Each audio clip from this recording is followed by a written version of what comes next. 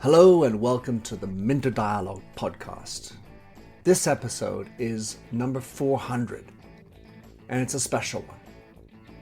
My name's Minter Dial and I'm your host for this podcast. And this week's interview is with the guest Ian O'Connell. Ian is a British businessman, inventor, technology visionary, and Pepper's Ghost expert. He's the co-founder of Musion IP Limited, Musion Events Limited, and Musion 3D Limited. Ian is widely recognized as a pioneer of holographic image capture and display technology. In this conversation with Ian, we discuss the founder's story, how he became attached to the hologram, his entrepreneurial odyssey, the state of the art of holographic technology today, use cases, and much more. You'll find all the show notes on minterdial.com. Please do consider to drop in your rating and review, and don't forget to subscribe to catch all the future episodes. Now for the show. Ian O'Connell, how lovely to get you on my podcast. You and I met thanks to our mutual friend and contact, great old Tiffany St. James. But beyond that, we even have other friends, notably the chaps and the folks at High Vision in Montreal. Ian, in your own words, who are you? I asked myself that question many times. Well, I would always say that I've been a media man. My early career was with IPC magazines and Reed Business Publishing Developments. And I was very quickly fast-tracked into their export division at the age of 20, very tender age of 20, where I found myself out in Kuwait on my own, being told to go and find some business for us. So I've always been developing technologies that people say, well, it's what's the point of that? The great issue I had in the Middle East is that people would say to me, Arabs don't read. What are you doing out in the Middle East trying to develop a publishing business? In the same way that when I started the hologram business in 2002, and the theatre lobbies that were our initial contacts to bring in when we set up in Covent Garden would come in and say, well, it's not really theatre, it's video. Do you see a market for holograms? To which I would say, well, I hope so, because I've sunk my life savings into this. So that's my background. My background is 16 years in publishing, followed by 18 years in hologram development. And if I had to pick a person from history that I identify with closely, it's a chap called David Sarnoff, with whom I share the same birthday and Chinese sign, incidentally. And David Sarnoff is considered to be one of the fathers of radio and fathers of television, having run firstly the Radio Corporation of America and then NBC for many years. Does that answer your question? This it does, beautifully. So Ian, you are, in my words, clearly a visionary, a pioneer in the world of holograms and holographic technology. I would love for you to explain the moment, that little aha moment about the hologram that turned you and got you onto this fabulous journey.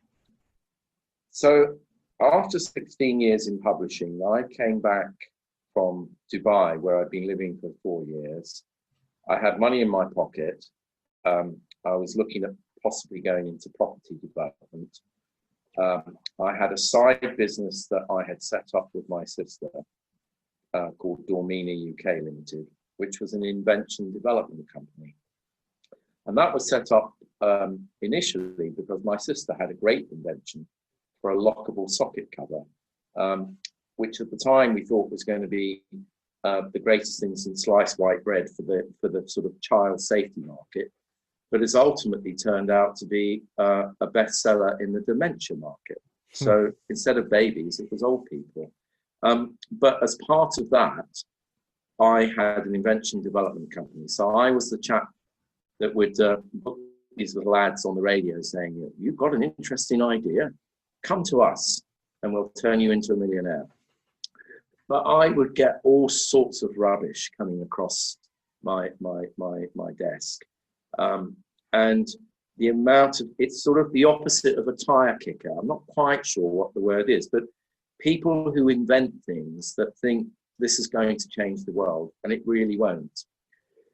But in and amongst that, an old friend of mine from Dubai, who I'm not sure if I should say this, but at the time he certainly had an internet porn habit.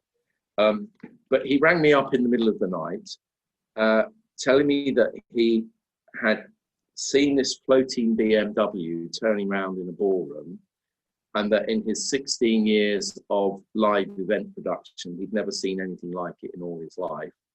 And that together we were going to revolutionize the world of porn. To which I said, you really need to get this internet porn habit dealt with, James, especially so if you're living in Dubai. He said, no, that's just a joke. You need to come and see this and blah, blah, blah. And so he convinced me to drive with him to Oberarth in Germany to see the technology. And you've asked me to mention the moment. Well, I have to say it was love at first sight. They were a bunch of quite sort of parochial German engineers that were sort of, perched on the edge of the Black Forest. And they played this clip of a girl throwing a baseball towards us.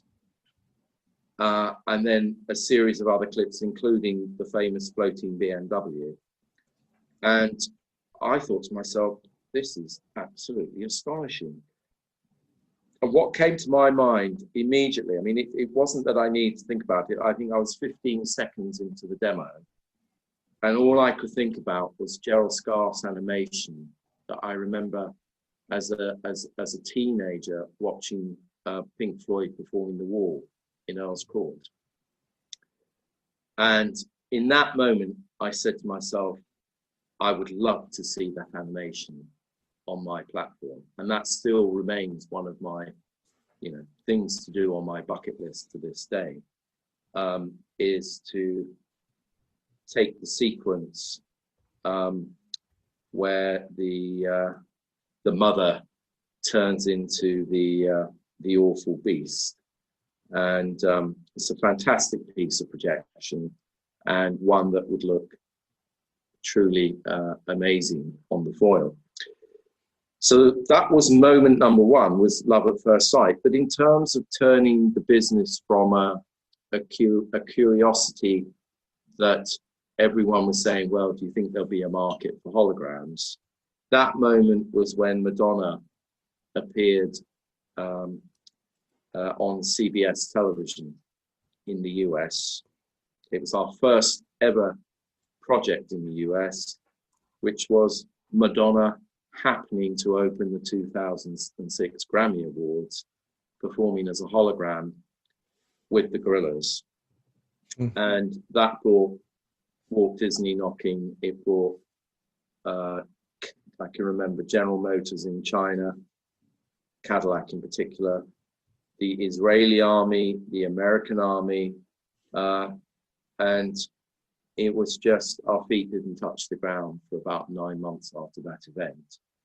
And it was a great way of traveling the world, because people were paying for your flights and accommodation, and really just treating you like a bit like a film star, because the magic of Musion was something that everybody wanted to, at the time, we thought, buy and develop business with us. But many of them wanted to just, take our secrets and go and do a cheap copy of it. But, Celebi. Indeed, the journey. I love this. There are so many little dots I'm connecting in my mind, because you said, as a 20-year-old, you were projected into Kuwait, and I was thinking teleportation was the image I had. And of course that sort of somehow feels connected to holographic elements where you're recomposing and decomposing and projecting people from one place into another. So that, and then you talked about the car industry in multiple times. And my father worked in the car industry, and there's this example of the old and new. There was a car in France that was launched, and it was designed to be for just the young people, because they wanted to have the young people, they wanted to renovate their audience. So they designed it and they targeted it only towards the younger people, but the people who bought it were all the old people thinking they were young. So in every old soul is a young mind. And the other thing which is interesting is that oftentimes I've spoken about how pornography is a tremendous innovator. They obviously they have to always, generally they're always on the cusp of legalities. But in terms of exploring new tech, it seems to be one of the areas that is the most constantly on the cutting edge of technology. And so it's no surprise at some level. I can imagine, and you can probably look at pornography in a holographic method as being far more humane at some level, as opposed to prostitution or other forms of pornography. I agree with you. The thing is that in my 16 years of publishing, I did 5 years with Walt Disney and learned a lot about licensing. And they, one of the things that stuck with me was they said, your license agreements that you have with your customers tells your customers a lot about you. So in all of the Disney licensing agreements that we signed and that we signed as licensees with other people, pornography was an exclusion, as was religion, politics, and so on. And so I put my foot down from day one when we first drafted the license agreements that we used to license the patents and trademarks for Musion, to say that pornography should always be in our list of exclusions. If somebody wants to come along and buy the company and turn it into a porn fest, well, that's their business. But whilst we run the company and Musion is on a track aimed at entertainment, yes. Distance learning, yes. Politics, yes. Pornography, just it's just been one of those things. It's almost like a kind of, well, that's a rule and we're not going to break it. But it's been very interesting. That not to say that we haven't thought about how we do it. And in fact, during the course of a theatre production that we're halfway through at the moment, the producer wanted us to cut to do. She didn't want a locked off camera with a wide view of the stage at all times. She said, I want to make it slightly filmic.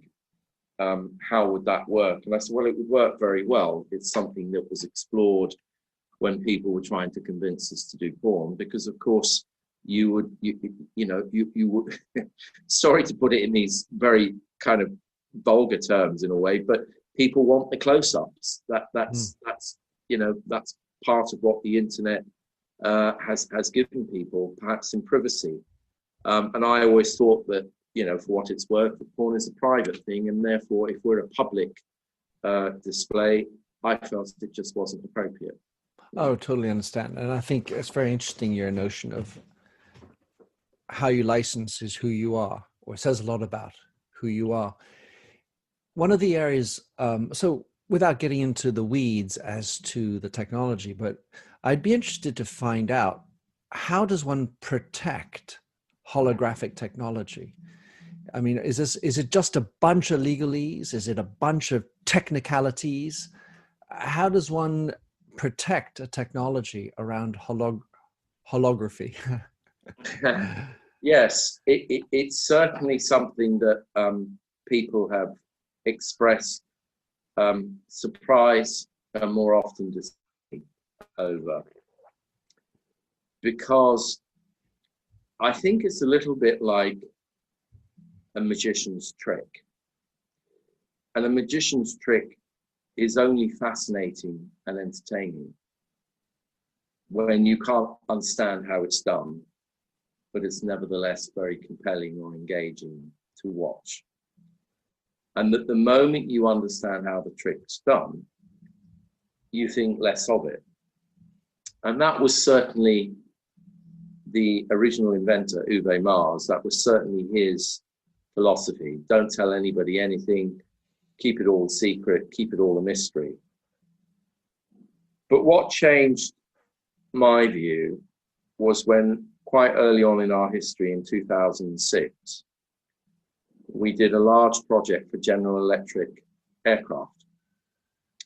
And from the very beginning, when I was told that this lady who was coming to see us in Covent Garden, in our very modest studios in Covent Garden, was the closest thing to a goddess that anybody would meet, because she was in charge of GE's live events globally, and that I was to, be seen and not heard unless spoken to. She fell in love with the technology like I did, in very much the same way. And we became, I won't say close, but she definitely let her guard down with me a lot. And I went down to the opening day of the Farnborough Air Show, where we were first showcasing the display that they had spent hundreds of thousands of dollars on in order to replace the one and only prototype engine that they had in America. And she leveled with me and said, Ian, the reason we did this was that it was $900,000 just to insure the prototype, to bring it over here, let alone all the shipping costs and the fact that it's really just a lump of metal that sits on a booth. She said, what we've got here with your technology is a way of taking that engine apart and selling it piece by piece. She said, but I have a comment. She said, the hologram of the presenter looks nothing like as good as the holograms that I saw in your studio. Don't get me wrong. I love the animation, and the Navy and the Air Force and the Army have all said this is the best presentation they've ever seen. So I'm already in the president's good books. But what is it with the hologram filming? Why does it look bad? I said, it could be any number of reasons. I said that they could have got the frame rate wrong. They could have got the angle of the shutter wrong. And she said, well, Ian, can I just give you a little bit of advice, which, please take it as constructive criticism from one of the world's leading companies. Either you do the filming yourself and say, nobody knows how to do this filming, and therefore we have to do it. Or you document what you do, file a patent, okay, and license it. She said, because the filming company we use to make that hologram have been in Hollywood for 50 years, okay, and they make huge feature films, and we paid them a king's ransom to do that, and yet they couldn't come close to your quality. I said, thank you for the advice. And sure enough, 2 years later, we filed the filming patent, which people have said to me, can you really protect the filming process of Pepper's Ghost? It's been around for donkey's years. And the simple answer is yes, you can, because there's filming and filming. Likewise, when people said, well, Pepper's Ghost has been around for since 1862. How can you protect an invention that's been around for that long? And people don't understand that patents are granted on the basis of novelty and inventive step. In other words, you push the industry forward. And okay, anecdotally, I'll quote the conversation with Walt Disney after the Madonna performance in 2006. They flew over, and the chap there was very wooden with me. And he said to me, I will never admit this in public, but we cannot match the quality of what I'm seeing here today using glass.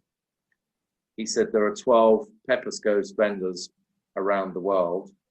We know them all because we're the world leaders in Peppersco's, and they're all crying in their soup because of this damn foil of yours. And I said, well, you know, we're happy. We don't want to sell the patents, but we'd be happy to license them to you. Do you want to license the patents? He said, we certainly do. And they did. And they used it for Narnia over on the west coast of the States, and have been a regular customer for Euro Disney in the Ratatouille ride. And the reason is that the foil just moved the industry forward, because before the foil, there were only large sheets of glass. And as he explained to me, when they were building their visitor attractions that had these hologram effects in there, they were unable to even put the roof on these visitor attractions until the glass had gone in. It had to go in by crane. And then this glass was arranged at the sort of a few degrees off the vertical, so that they could then sort of project through it to get the Pepper's Ghost image on the other side.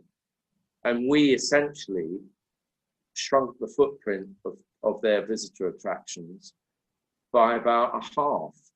They were 50% smaller in terms of how much projection space they required. So it was no wonder they were all over this when they saw what we did with Madonna and Gorillas in 2006.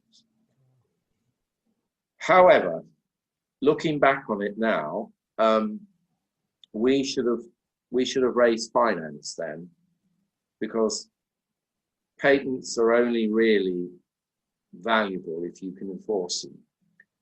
And other than possibly Germany, where patent litigation is quite reasonable, they encourage small German companies to file patents, and then they make it easy for them in terms of cost and time to enforce.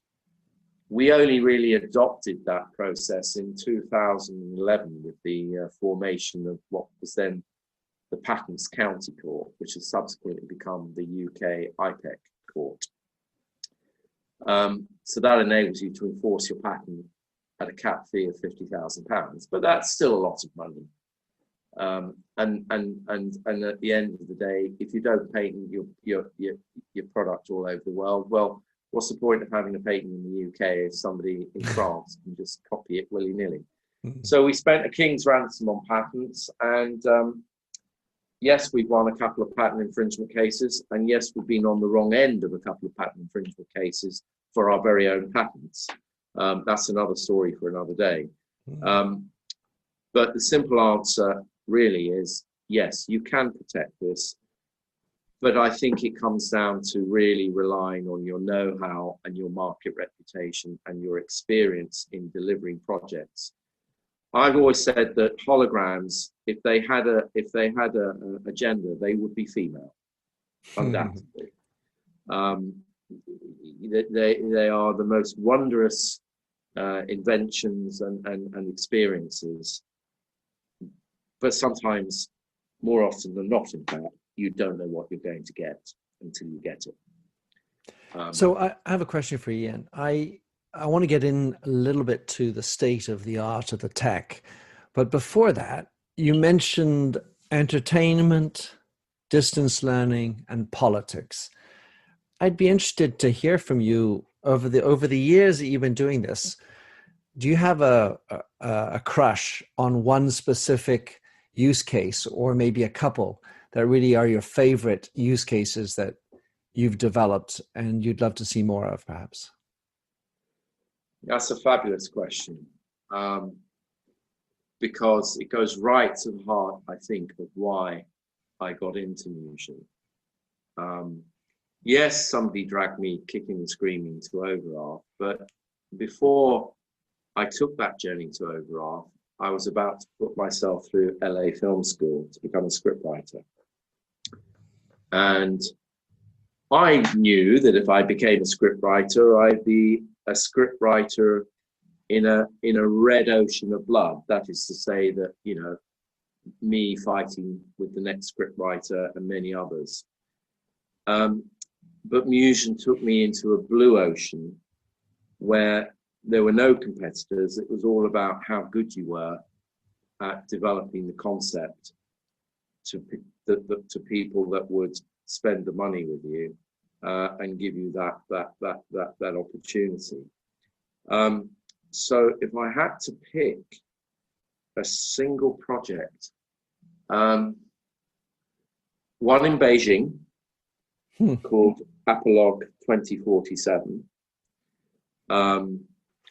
which was an extraordinary production that, with hindsight, was a very clever ploy from the Chinese government to get the 8 leading sort of AV vendors from around the world to come and sort of showcase their wares on a virtually limitless budget.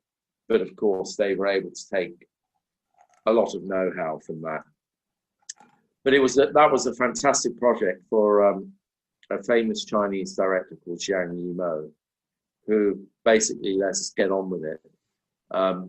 He asked us to interpret an old sort of Chinese tradition of how the man serenades and courts the woman that he wants to marry through, I suppose it's really their version of Romeo and Juliet. Because back in the day, the female wasn't allowed out of the house, and the male would have to do whatever he could do to attract her attention. And he asked us to produce this show, and it was exactly 8 minutes long, because the Chinese have they have a passionate fascination with the number 8. So they had 8 shows, each of exactly 8 minutes, to make a wonderful show. And it was a wonderful show. It was the best of the best. We were, privileged to work alongside American, Canadian, and other European entertainment and AV companies that really were at the top of their game. And that's one of my favorite pieces. Can you explain to me why it was your favorite? Because I think that visually, you didn't need to speak Chinese. They actually got, but part of the fascination for Musion, which people forget, is integrating the live performance. So the holograms are all well and good, but if you can integrate it with the live performance. And they found this guy from somewhere in northern China that is one of the very few people out of 1 billion people that still played this ancient Chinese instrument. And they not only got him in for the rehearsals, but he was there in the National Theatre in Beijing as part of this show, playing this instrument. And he looked like he was going to drop dead any moment, but he had this permanent grin on his face. And at the end of the show, we all were there on the front of the stage to take a bow. And it was just one of the most artistic pieces I've ever seen. If you're sort of dragging me into the corporate world and saying, well, what other shows? I think the Burberry Show in 2011. Was this in the Arendt's era? That was no. It's when Chris, what was his name? The CEO. Oh, so the one who took over Arendt's. Yes. Number 2. Yes. Yeah. Mm-hmm. He was the creative director then, and the photographer Testino is that his name? I don't recall. Yeah. And that was Burberry's launch into China, and that was a really well choreographed show. They really knew. They really thought about how they're going to use holograms. When you watch that show, you don't know which of the models are holograms, which of the models are real, and then they would clash and sort of explode. So that those two are the ones I think that stick in my mind. There were others that were not for public consumption, like there was a 60th birthday party in Moscow for Russia's leading military salesman, and that that was a show that the likes of which I'd never seen before. I have all of that animation on my hard drives, and there was a skit in there where he's having his fun with his mistress, which of course is all holographic, and his wife as a hologram comes into the room and shoots the mistress dead. And it's just only in Russia would you find that, only in Russia. Of course, I know well the Russian culture, and it just makes me think somehow you are absolutely at the edge of fantasy and reality, of fiction and fact. There's something about the hologram that incarnates or is at that sort of weird zone like Narnia, where you go through your cupboard. The cupboard is real. The doors are, you feel the handles of the door. And then the other side is this fantasy world. I mean, I really feel in the stories you're telling me about how you're at that zone. What I think is terrific about it is that, we were three entrepreneurs that didn't really take the company seriously at all until we produced the show for the Gorillas in November 2005. Then we realized we had something. And when EMI called us 2 weeks later and said, "Can we have the name of your agent in America?" And we said, "What do you mean the name of our agent in America? We don't even have a website." The name's Bond. Yes, you better get your act together, boys. Madonna's seen the show in Lisbon and wants to open the Grammys with it. Oh dear, we better take this seriously, lads. But it's the way it's permeated society around the world. As I said, being a magazine man, well, it's one thing to take American or UK magazines and tweak them for the Middle East and get Arabs to read, if that really is what people were saying to us. But look at Musion. Within about 18 months, we'd gone from 0 to 50 countries around the world, and they couldn't get enough of it. It's a visual medium, and one that people are still trying to harness and understand and get the best out of. So it's the universal appeal of it, which is really important. And this is why, as I said, I don't want to labor the point too much about David Sarnoff, but you'd be surprised at the number of Americans who count themselves as patriotic Americans, Americans that know their history. And when you ask them, do you know the history of American communications? And they say, no, I don't. What is the history of American communications? And it's an important part for me because you asked me earlier on, Ian, when was your moment? Well, the moment when I first saw Musion, the moment when Madonna appeared on stage, our Madonna moment. But there was the other moment, which is when I finished reading the biography of David Sarnoff, because that's when I knew that this was my calling in life. And I'd always been looking. Everyone looks for their calling. I remember being quite envious of so many characters that you watch being interviewed on television when they say, well, I was doing this and then this happened and then I knew it was my calling. And some people are very lucky to get that, either in their teenagers or in their 20s or 30s. And for me, I had to wait until I was in my 40s, my late 40s, in fact. And I read the biography of David Sarnoff because, brief potted history, he was a Jewish emigre from Minsk who left with his family to grow up in the sort of slums of New York. took a job very early on delivering newspapers to earn money, then got a job as a telegraph operator, but was one of the very early employees for Marconi Wireless. And his claim to fame, he says the moment that he invented radio, and just to put this into context, back in the day, all of the wireless offices were located on the top of department stores on the East Coast, because the department stores in those days in America were the highest buildings that existed.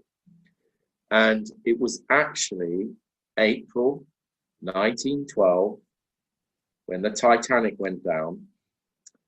And at that time, very few ships had wireless. And the first rescue ship that got to the Titanic did not have wireless. It was the second rescue ship that had wireless. And David Sarnoff, as a young man, was manning the wireless station in, I think, what was Macy's department store. And in his biography, he claims that he worked a 16-hour shift because back then, the way that wireless worked was that he had his headphones on, just like you are today, and he would be hearing into his headphones from the ship's wireless communicator, "Oh my goodness, this is carnage. We found another boat with lots of dead people floating around in the water." And he was communicating that to other people in the room. And if you've been doing this for 16 hours, at some point it will sink into your brain. Wouldn't it be a great idea if you were able to take the transmission of somebody remotely and amplify it in the room so that people could all hear it at the same time?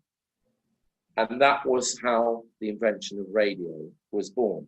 And you'd be surprised at how few people understand that it was the sinking of the Titanic that was the catalyst for the invention of radio. People knew the technology existed.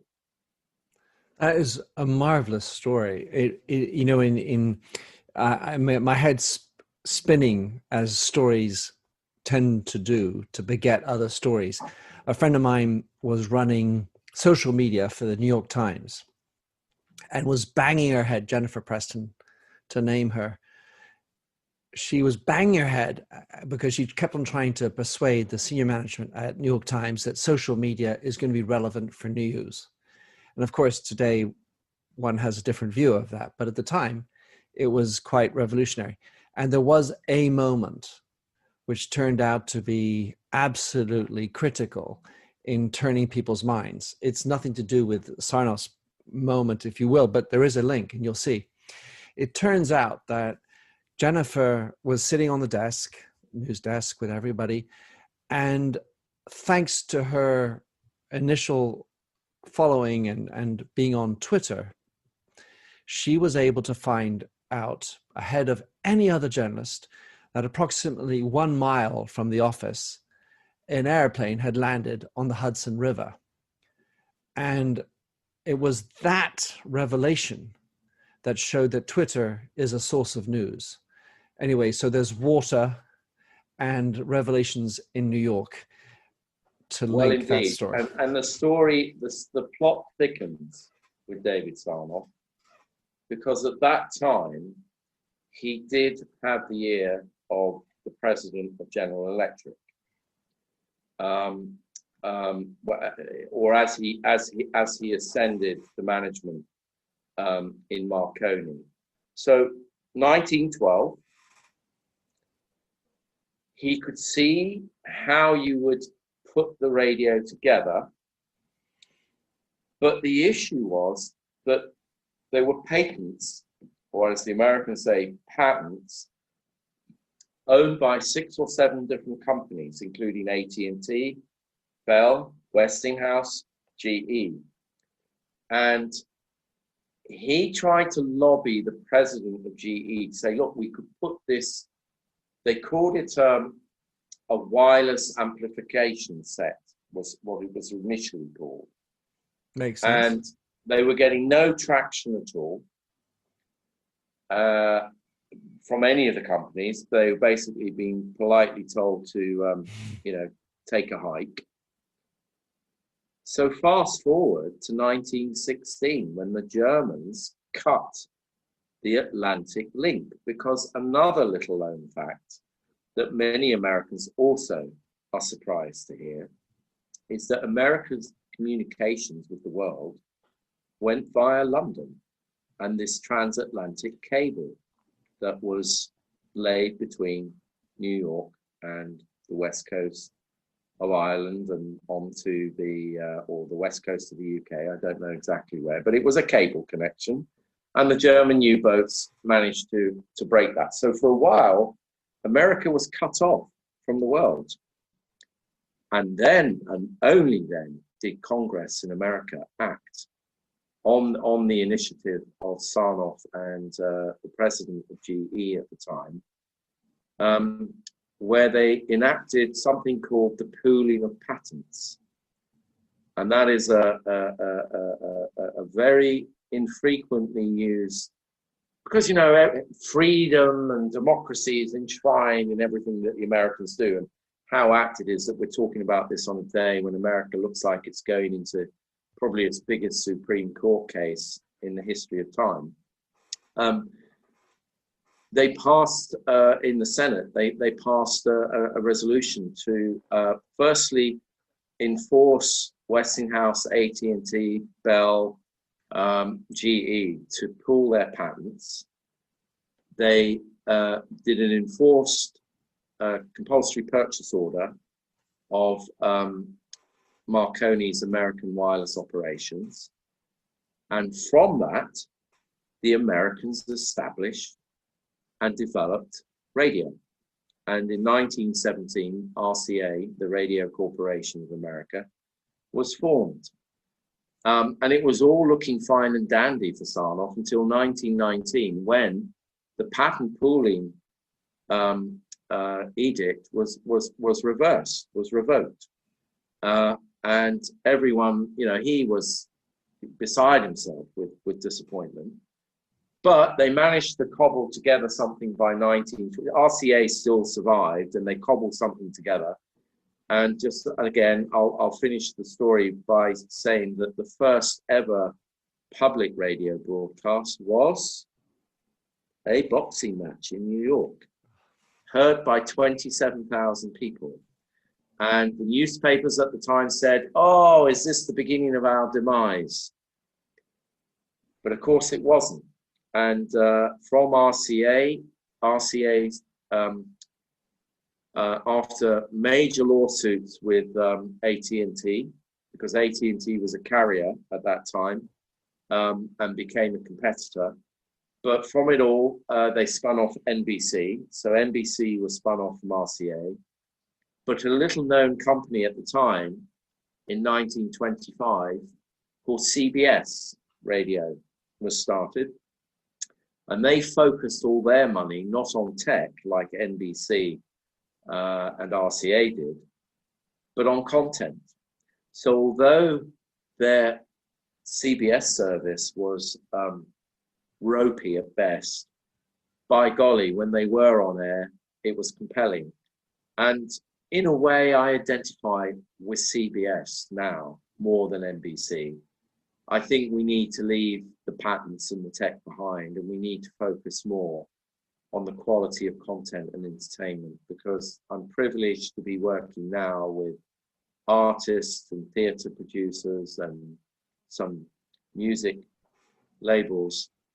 And for me, that's the future of Musion. It's not based in the patents and the tech anymore, because you can have a gazillion patents and the Chinese won't pay the blindest bit of notice to it. And if you want to, if you're a media platform, you cannot ignore China. You have to take China on board, and you have to take South America on board. And both of those territories really are at best laissez-faire about intellectual property rights. So if your intellectual property rights are vested in content and artists and learning, then that's the way forward, I think. It reminds me of the battle, if you will, with virtual reality, where really, as I see it, it's the power of storytelling that will run the success or not of VR. Yeah. I wanted to get into another space without necessarily getting into the tech, but really, certainly with our friends at High Vision, you've got to a place with holographic technology that I feel is really interesting. So the way I describe it is you're able to do real-time holographic tech, which means it's not just filmed and then projected like a Modi might do or whatever, to be able to be present on different stages around the world. You've now got to the point where you can do holographic live. That's what I think is extremely exciting. Tell me I'm wrong, or at least elaborate on how this is where it's at. No, you're absolutely right. And I think it's important to draw the distinction between what Modi did as a satellite broadcast, what streaming means, which is all the rage at the moment, and what interactive performance means, because they are three very distinct beasts. Modi, because he was able to, I mean, Modi holds the Guinness World Records. It's in the Guinness World Records as being the most replicated hologram at the same time of anyone, by a long way, I might add. He did 104 holograms of himself all over India at the same time.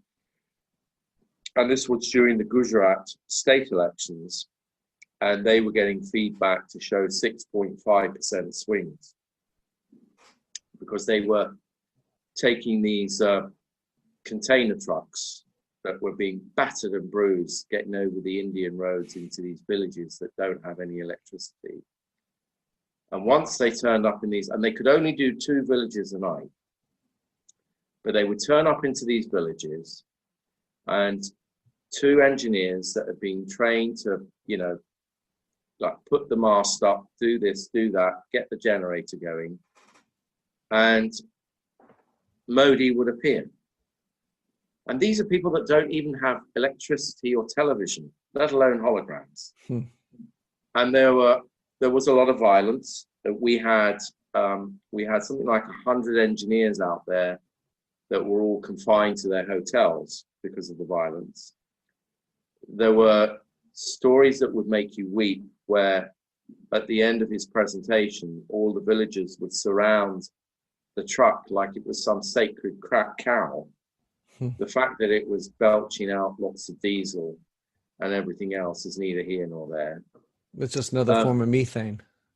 It is. It is. Yes. It's the sacred cow in every single way, right down to the belching of CO2. But in politics, you can't argue with a 6.5% swing in your direction. So they very quickly signed an exclusive license agreement for 4 years to have the technology for national elections. And fair play to him, he used it well, he used it intelligently. And here he is today, still the Prime Minister of the world's largest democracy. So Musion has that, I suppose, as another feather in its cap. But it was a one-way broadcast, in the same way that streaming is a one-way broadcast.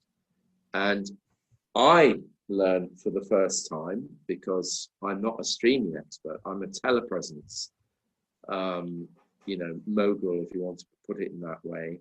So what is the difference between streaming and telepresence? Well, streaming, there is a delay.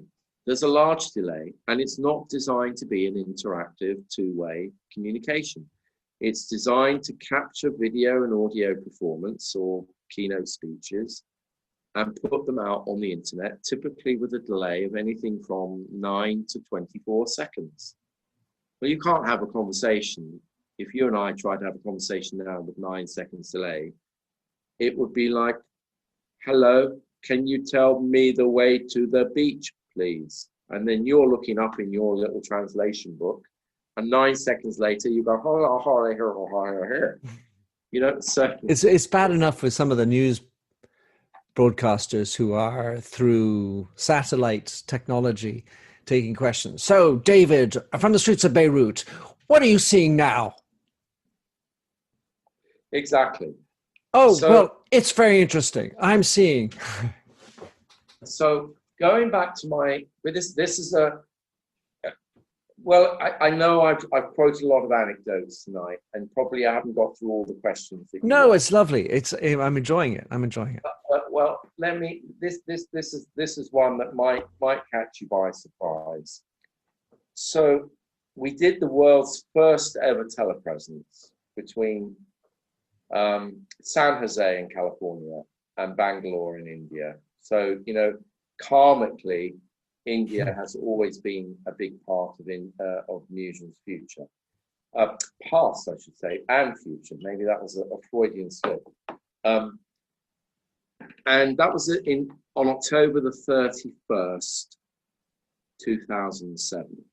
Halloween. Cisco got the front page of the Times of India the following day. And 3 days later said they wanted to acquire Musion. And it was the first time in their history that they got a front page lead in an international country. So, you know, the power of PR. But in my view, I saw it and I thought, yeah, it's good. But the quality of the hologram wasn't as good as our best pre-records. In 2008, I had a chap that was very persistent. And in fact, I spent some time with him today, Charlie Day, bless him. And he said, I sell codecs for high vision. He said, you've got to let me come and present to you. Please, please, please. And I invited him in because I thought, you know what? I think this is going to be a big part of Musion's future, and I don't really understand codecs. And I know one thing about salespeople is they'll talk the hind legs off a donkey.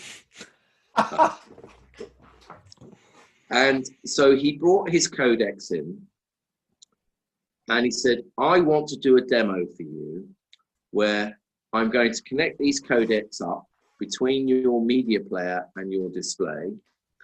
And I want you to tell me when the codecs are on and when the codecs are off.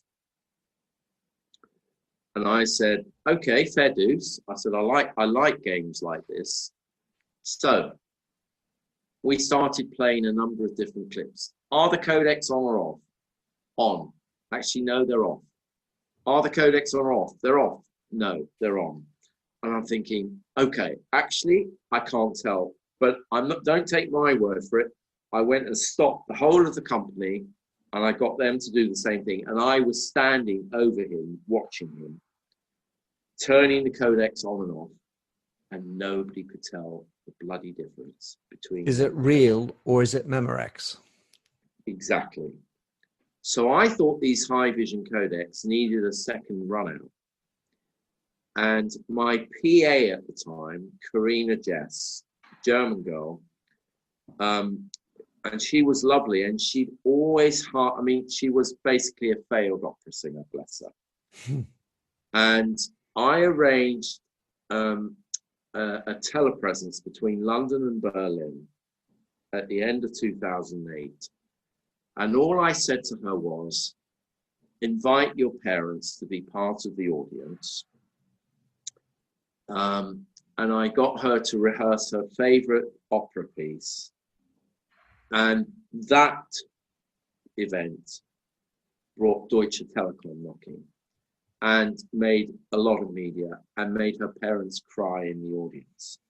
So I knew that I had a platform that as a live medium was going to be far more compelling and far more engaging for audiences if it could be made live.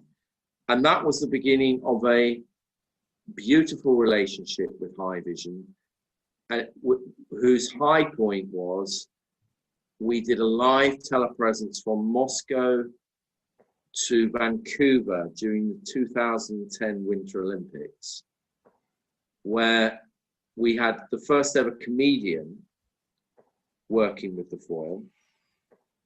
And the shocker for all of us was that the Haivision codecs were faster than our own mobile phone signals between Moscow and Vancouver. So I'm sat here today having just collected up all the Haivision codecs we've just used in this latest event that we've done, because they're about to go back to Canada. And it's almost like letting go of a friend, because Haivision,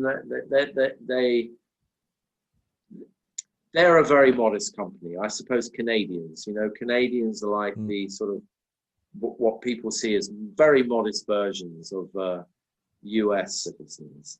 But they're more than that. They're modest, but they're also very grounded in the technology that they produce.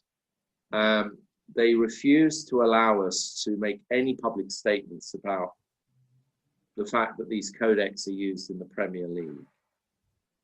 But I want to share this with you because it's a very important point. Cisco inhabit the world of video conferencing.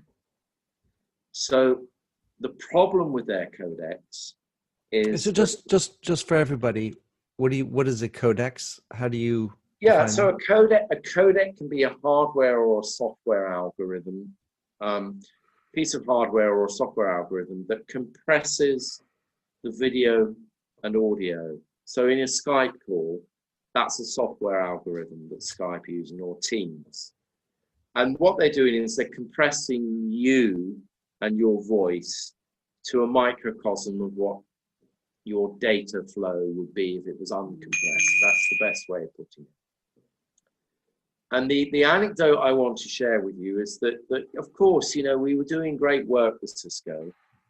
There is a movie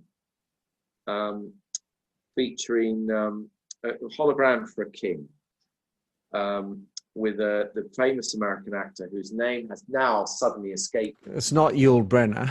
No. He's much more famous than Yul Brynner. He's like, okay. Well, that kind of defeats the point of the story. But I am the character in that movie. Tom Hanks. Oh, there you go. No, Tom Hanks, yeah. Who was, of course, the captain of the plane that landed on the Hudson. Right, exactly. To circle. Okay, I'm just going to grab something for you. For everybody who's listening. This is the book, Hologram for a King. And this was the message from my girlfriend, Hannah, on the 27th of February, 2013. I sent it, I saw this and immediately thought of you, all my love, etc., etc. And I read the book and it was me. I wouldn't have cast Tom Hanks as me. I would have cast Colin Firth. But the movie was a very anodyne movie, but it was all about the attempt to sell this complex hologram system to the King of Saudi Arabia from a tent in the middle of the desert. And during that trip, which was with Cisco, that's when we had our big confrontation with them, because by then I had used the Haivision codecs and I knew how good we could make our telepresence system look. And they were still basically coercing us into using their webcams and their codecs. And I politely said to them that, this is not the way forward. And they said, we're the world's biggest telepresence company. And you're just a little pea in a soup, shut up. And it did remind me of how Microsoft steamrolled a lot of the Arabic software developers who were trying to develop back in the day, Arabic GUIs, which is their graphical user interface, as I recall. Mm-hmm. And there are many, many instances of, quantity over quality. Yeah. Well, it reminds me, Ian, of the statement that this lady from GE said to you: either you are the master and you know it all, or license it out. And at that point, somehow I'm thinking it refers you back to her first recommendation, which is, you know what you're doing, you need to master it. And the imposition of the high vision technology with their low latency tech that works across H.264 and the regular internet is substantially interesting.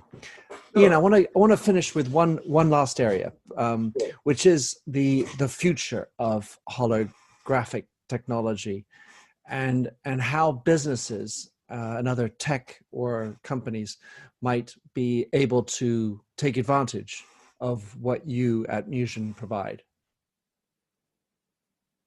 Yeah, it's a very good question, and one that if I had all the answers, I would probably be able to produce a business plan that could raise me, 10 million pounds overnight.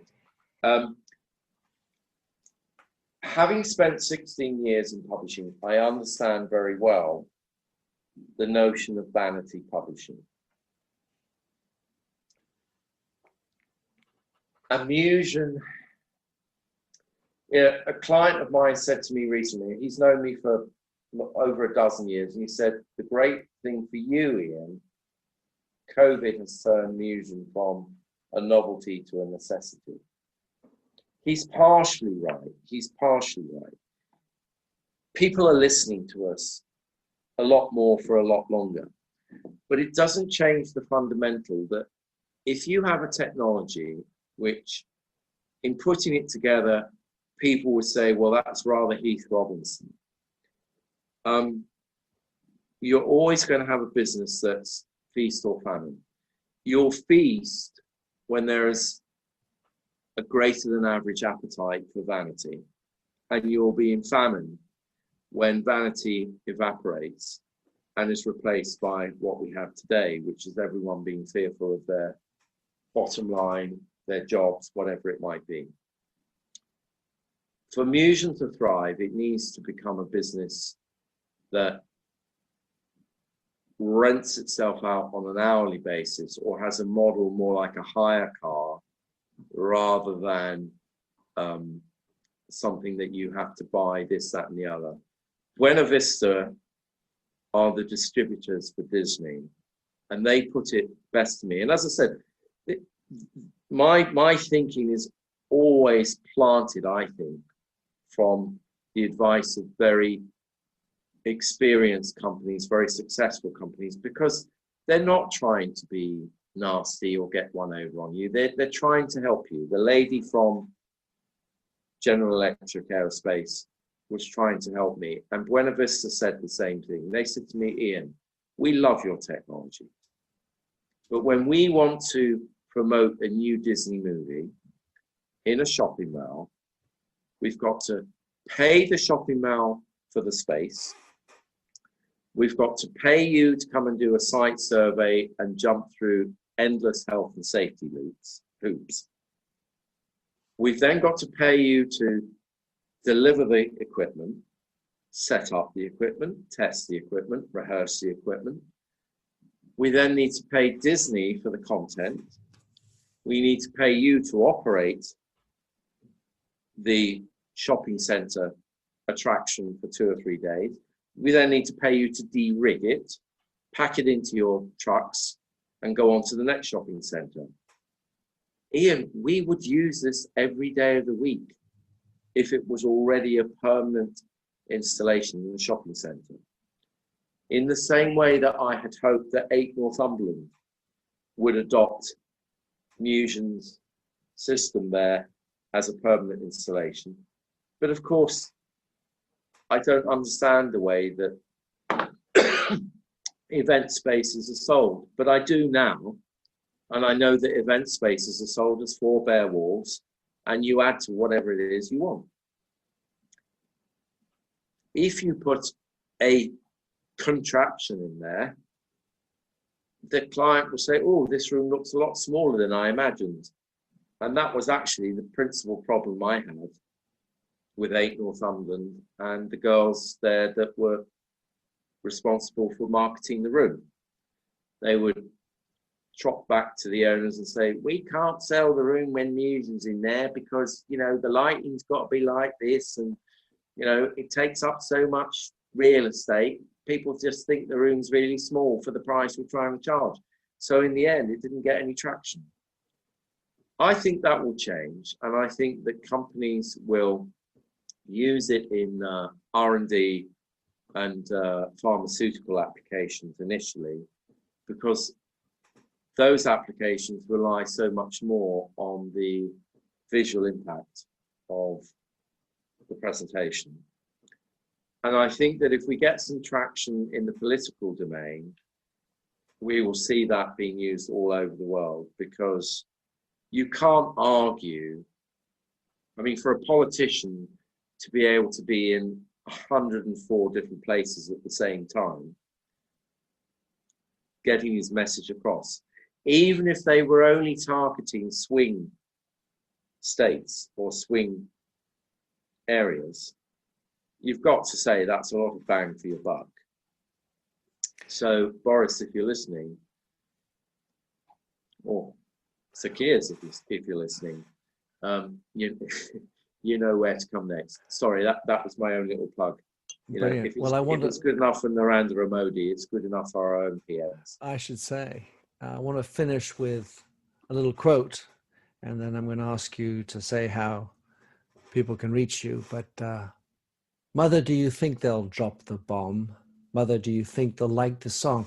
Mother, do you think they'll try to break my balls? Should I build the wall? Should I run for president? Should I trust the government? Or is it all just a waste of time?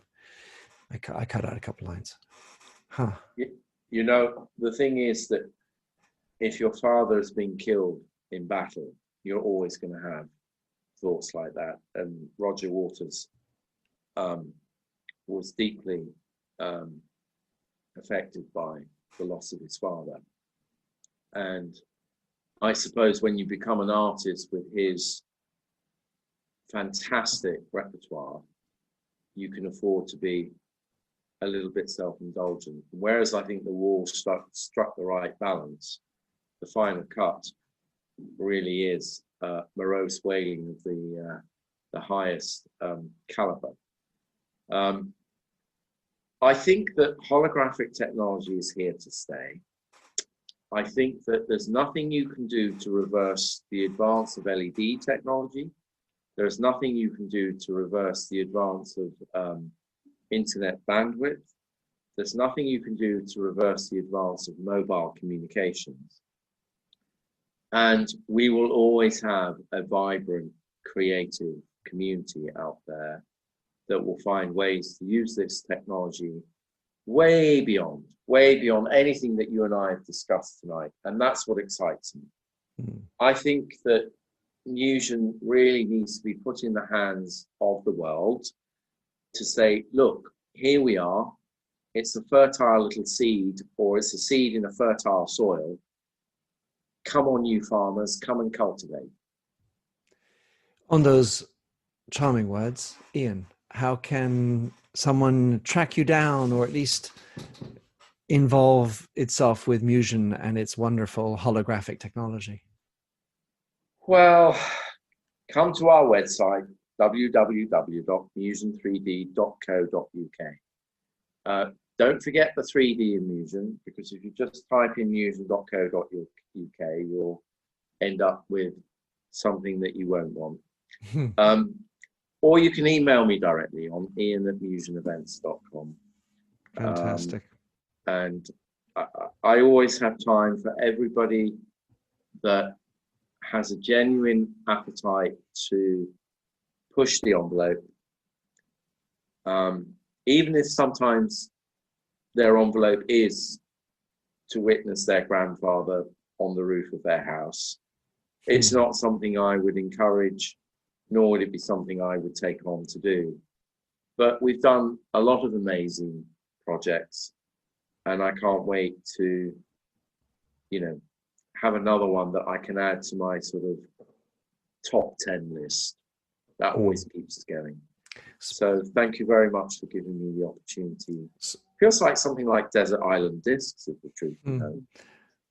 Well, spoken like a true creative.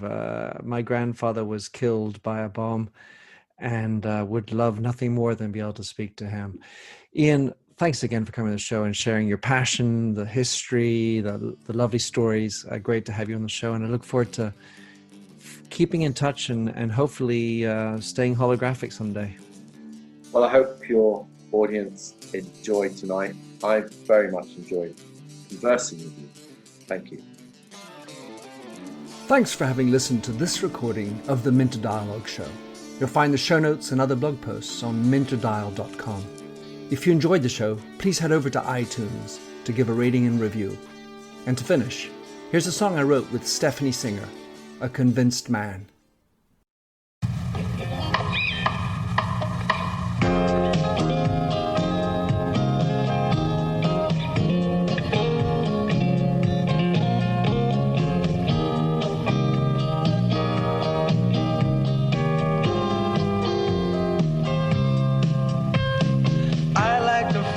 Stranger tucked around me, precipitating the danger. To feel free, trust is the reason. Still, I won't toe the line. I sit here passively, hope for your respect, anticipating the thrill of your intellect. Maybe I tell myself there's no use in me lying. I'm a convinced man, building an urge. I'm a convinced man, to live and die submerged. A convinced man, in the arms of a woman. I'm a convinced man, challenge my fate. I'm a convinced man, competition's innate. A convinced man, in the arms of a woman. Despise revenges and struggle to see. Live for the challenge so life's not incomplete. What's wrong with challenge? I know soon we all die. I like the feel of a stranger tucked around me, precipitating the danger. To feel free, trust in my reason, and let me show you why.